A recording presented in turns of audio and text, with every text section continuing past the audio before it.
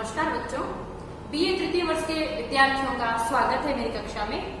आज बच्चों हम करने जा रहे हैं दूसरे प्रश्न पत्र का जो टॉपिक है हमारा निबंध। निबंध का क्या अर्थ है, उसके क्या स्वरूप है, निबंध के कितने प्रकार हैं और निबंध के कौन से आवश्यक तत्व हैं जिसके कारण एक रचना निबंध कहलाती है। सर्वप्रथम हम कोशिश करते हैं निबंध को जानने की, परिभाषा की। बहुत सारे हिंदी के विद्वानों ने अलग अलग परिभाषाएं दी है। शुक्ल जी ने बहुत छोटी सी बात कही है कि गद्य जो है, निबंध जो है वो गद्य की कसौटी है, यानी गद्य को कसने का एक तरीका है, सबसे सुंदर तरीका है कि निबंध गद्य की कसौटी है। लेकिन ये साहित्य की वो गद्यात्मक रचना है बच्चों, निबंध यानी सुव्यवस्थित रूप से जो बंधा हुआ साहित्य है, सुंदर तरीके से निबंध साहित्य की वो गद्य रचना है। ये उस गद्य रचना में लेखक क्या करता है, इसका आकार सीमित होता है और उसके अंदर एक तारतम्यता के साथ अपने विचारों को, अपनी अभिव्यक्ति को एक सुरम्य तरीके से, स्वतंत्र तरीके से, एक विशेष संगति के साथ, एक विशेष संबंध के साथ उस विषय को वो स्पष्ट करता है। जैसे शुक्ल जी ने लिखा है कविता क्या है, तो कविता क्या है पर वो उस विषय से बाहर नहीं जाती, उसके अंदर एक क्रमबद्धता है, एक तारतम्यता है, एक विशेष संगति है, परस्पर वो विचार जुड़े हुए हैं और उन विचारों के साथ साथ उसके अंदर भावात्मकता के साथ साथ एक विशेष रूप से सजीवता भी उपस्थित रहती है। तो विभिन्न विद्वानों की जो परिभाषाएं हैं उसके सार रूप में हम कह सकते हैं, आप नोट कर ले बच्चों, कि निबंध साहित्य की वह गद्य रचना है जिसके सीमित आकार, बहुत बड़ा आकार नहीं, सीमित आकार में विषय का प्रतिपादन, जो भी विषय है उसका विषय प्रतिपादन विशेष सजीवता, संगति और संबंध के साथ किया गया हो, उसे हम सरल भाषा में निबंध कहते हैं। सुव्यवस्थित बंधी हुई वो रचना जिसके अंदर लेखक के विचार, भाव एक विशेष संगति और सजीवता के साथ हमारे सामने उपस्थित होते हैं, हम उन्हें निबंध कहते हैं। बच्चों जो निबंध है उसका स्वरूप क्या है, स्वरूप में उसका आकार कैसा है, लघु है, आकार बिल्कुल छोटा है और उसके अंदर अपनी बात कहने का जो तरीका है वो भी बहुत रोचक होता है, मनोरंजक होता है, जिसको हम रुचि के साथ पढ़ सके। तीसरा उसका स्वरूप है कलात्मक स्पर्श। जब लेखक लिखता है तो उसके अंदर एक कलात्मक स्पर्श उसको देता है। जैसे कोई मिट्टी का लोंदा होता है और कुम्हार उसको कलात्मक स्पर्श देकर कभी दीपक बनाता है, तो कभी उसका मटका बनाता है, तो कभी छोटी हंडिया बनाता है, तो कभी गुल्लक बना देता है, वो उसका कलात्मक स्पर्श है। उसमें हृदय की प्रधानता होती है। निबंध जो होता है वो केवल कोरा शुष्क विचारों का पुलिंदा नहीं होता, उसके अंदर हृदय की प्रधानता है, अर्थात भावात्मकता भी उपस्थित रहती है। उसके अंदर विचार भी है, अपनी अनुभूतियां हैं और उसके अंदर एकात्मकता है, हर चीज उस विषय के साथ जोड़कर फिर उसको बताई जाती है। और विविध प्रकार की शैलियों का, शैलीमन तरीका, स्टाइल निबंध को लिखने का, तो विविध प्रकार की शैलियों का उसके अंदर प्रयोग होता है। ये निबंध का स्वरूप है। अब आते हैं हम निबंध के तत्व, उसके अंदर कौन कौन से तत्व हैं, जैसे कहानी के तत्व हैं वैसे ही निबंध के कौन कौन से तत्व हैं, ये छोटा प्रश्न आपके आ सकता है। तत्वों में बच्चों निबंध के अंदर व्यक्तिकता होती है, जो व्यक्ति लिख रहा है उसकी निजी अनुभूतियां भी तो उस निबंध के अंदर उपस्थित रहती है, तो वो व्यक्तिकता है।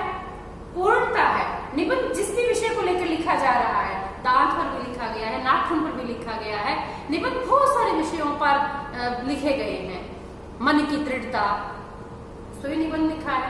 तो ये जो निबंध जिस विषय को लेकर लिखा जाता है उस विषय को अपने आप में उसके अंदर पूर्ण लेना होता है, तो उस निबंध का तत्व है पूर्णता। तीसरा तत्व है बच्चों क्रमबद्धता, क्रम के साथ वो चीज आती रहे ताकि हमें वो स्पष्ट होती रहे और समझ में भी आती रहे। क्रमबद्धता के बाद संवेदनशीलता, हृदय की कोई भावात्मकता, उसके साथ ही संवेदनशीलता भी होनी जरूरी है, वरना वो केवल शुष्क विचारों का पुलिंदा बनकर रह जाएगा। उसके अंदर जो उसकी शैली है, एक इसका तत्व है कि उसकी जो शैली है वो प्रभावी हो, सरस हो और रोचक हो, यानी सरस शैली का प्रयोग, ये इसका पांचवा तत्व है। छठा तत्व है बच्चों सजीव भाषा। निबंध की जो भाषा है वो बिल्कुल जिंदा दिल वाली भाषा होनी चाहिए, सजीव भाषा होनी चाहिए। जिन भाषाओं का प्रयोग समाप्त हो चुका है, मृत भाषाओं का प्रयोग निबंध में नहीं किया जाना चाहिए। एक है विचारात्मकता। किसी न किसी विचार को लेकर वो जो निबंध लिखा जा रहा है, उन विचारों के साथ फिर भावों का भी गुणफल किया जाता है। तो विचारात्मकता निबंध का एक आवश्यक और प्रमुख तत्व है। एक सूत्रता जो कि क्रमबद्धता में भी आता है, और उसको एक सूत्रता यानी एक ही सूत्र में, एक ही धागे में वो पिरोया हुआ सा लगना चाहिए। वो बिखरा हुआ सा, विखंडित और विसंकृत नजर नहीं आना चाहिए कि विचार कहीं कुछ है, कहीं कुछ है, कहीं कुछ है, ऐसे नहीं। उसके अंदर एक सूत्रता का होना आवश्यक है।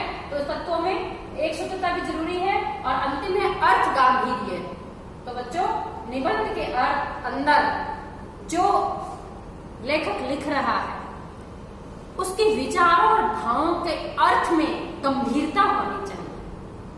बहुत हल्की फुल्की चीजों को लेकर निबंध नहीं लिखा जाता, वो फिर हास्यास्पद बन जाती है रचना। तो ये तत्व है। और अब है भेद कि निबंधों के प्रकार, कितने प्रकार के निबंध लिखे जाते हैं। किस किस विषय को लेकर भी है, शैली को लेकर भी है, अभिव्यक्ति को लेकर भी है। तो इस तरह से हम निबंधों के जो प्रकार हैं, निबंधों के जो भेद हैं, उनको हम 3 आधार पर उनको बांटते हैं। पहला आधार है हमारा कि अभिव्यक्ति के आधार पर व्यक्ति कुछ चीजों की अभिव्यक्ति देना चाहता है, तो अभिव्यक्ति के आधार पर निबंध 4 प्रकार के होते हैं। पहला है हमारा विवरणात्मक, जिसके अंदर वो विवरण देता है, ब्यौरा देता है, विभिन्न प्रकार की घटी हुई घटनाओं का वो ब्यौरा देता है। जैसे आज से 2 साल बाद कोरोना संकट काल में कोई बैठ के निबंध लिखेगा तो कोरोना का बाकायदा ब्यौरा देगा, उसके अंदर ब्यौरा होगा। वो हो गया विवरणात्मक निबंध। एक है वर्णनात्मक, वर्णन करता है, किसी यात्रा पे गया हुआ है, उस यात्रा का वर्णन है, किसी स्थान का वर्णन है, किसी वस्तु का वर्णन है, किसी की विशेषताओं का वर्णन है, वो है वर्णनात्मक। और तीसरा प्रकार है विचारात्मक, जिसके अंदर विचार प्रधान हो। और चौथा है भावात्मक। अभिव्यक्ति के आधार पर ये निबंधों के 4 प्रकार माने जाते हैं: विवरण, वर्णन, विचार और भाव। अब है बच्चों विषय वस्तु की दृष्टि से कि निबंध के जो विषय हैं, अलग अलग विषयों पे जो लिखा जाता है, उस दृष्टि से निबंधों के कितने भेद हैं, आप साथ साथ नोटबुक में नोट भी करते रहे। विषय वस्तु की दृष्टि से हम 9 प्रकार के भेद पाते हैं, प्रकार पाते हैं निबंधों के। ऐतिहासिक, इतिहास की किसी घटना को या किसी व्यक्ति को लेकर यदि हम निबंध लिख रहे हैं वो ऐतिहासिक है। सामाजिक घटना, समाज को लेकर लिख रहे हैं, सामाजिक है। राजनीति को लेकर लिख रहे हैं, राजनीतिक है। धर्म को लेकर लिख रहे हैं कोई निबंध, हिंदू धर्म पर कोई निबंध है, इस्लाम धर्म पर है या ईसाई धर्म पर है, तो धार्मिक निबंध आएगा। अब एक व्यंग्यात्मक, किसी घटना को, वस्तु को, व्यक्ति को, किसी चीज पर जब व्यंग्यात्मक तरीके से लिखा जाता है वो व्यंग्यात्मक निबंध है। यात्रा संबंधी निबंध। गवेषणात्मक, किसी चीज का अन्वेषण, खोज, गवेषणात्मक निबंध। एक है आत्मकथात्मक, स्वयं की जो बात है उसको अनुभवों और विचारों के साथ, एक सूत्रता के साथ जब हम व्यक्त करते हैं तो आत्मकथात्मक निबंध हो जाता है। और एक है अंतिम प्रकृति संबंधी, प्रकृति को लेकर, प्रकृति की संरचना को लेकर, उसकी उपादेयता को लेकर, उसके साथ अपने भाव और विचारों का गुणफल करके जब हम हमारे विचारों को एक सीमित आकार में गद्य में लिखते हैं तब वो निबंध बन जाता है। तीसरा आधार है बच्चों अभिव्यक्ति कौशल दृष्टि से। जो अभिव्यक्ति करता है व्यक्ति, अभिव्यक्ति का कौशल, तरीका, स्टाइल लिख रहा है निबंध, उसके अंदर जो उसकी शैली है, उस दृष्टि से निबंध कितने प्रकार के हो सकते हैं। तो बच्चों उसके अंदर एक तो है चित्रात्मक शैली वाला, जिसके अंदर जब लिख रहा है, हम पढ़ रहे हैं निबंध तो हमारे सामने एक चित्र उपस्थित हो जाता है। कोई व्यक्ति लेह लद्दाख पर निबंध लिख रहा है तो उसका जब वर्णन कर रहा है तो उसके वर्णन में हमारे सामने, आंखों के सामने वहां का एक चित्र जब उपस्थित होता है तो वो चित्रात्मक शैली है। उसके अंदर अलंकारों की प्रधानता है, आलंकारिक शैली है, व्यंग्यात्मक शैली है। उदाहरण दे देकर अपनी बात को पुष्ट करना, समझाना निबंध में उदाहरण शैली है। एक खंडन मंडन शैली, यानी हमारे जो विचार तय हो चुके हैं समाज में, धर्म में, कहीं पर भी, उन विचारों को लेकर किन्हीं विचारों का खंडन करना और किसी विचारों को मंडित करना, वो है खंडन मंडन शैली। और एक बीच में फैशन आया था, दौर आया था एक ऐसा, तब तुलनात्मक निबंध लिखे जाते थे, देव बड़ा या बिहारी, रीतिकाल के समय, रीतिकाल के बाद। तो यानी दोनों कवियों को लेकर तुलना की जाती और तुलना के बाद में फिर किसी एक को मंडित किया जाता था। तो वो तुलनात्मक शैली है। और एक है कि बहुत सुंदर, उसमें लोकोक्तियों का प्रयोग, मुहावरों का प्रयोग, तो वो मुहावरा शैली। एक है शब्द क्रीड़ा शैली, शब्दों के साथ क्रीड़ा, लगातार एक ही कह पे आधारित कई शब्दों को लेकर वो सुंदर तरीके से अपनी भाषा को बनाकर जब निबंध को लिखा जाता है, शब्द क्रीड़ा शैली। और काव्यात्मक शैली, काव्य में जो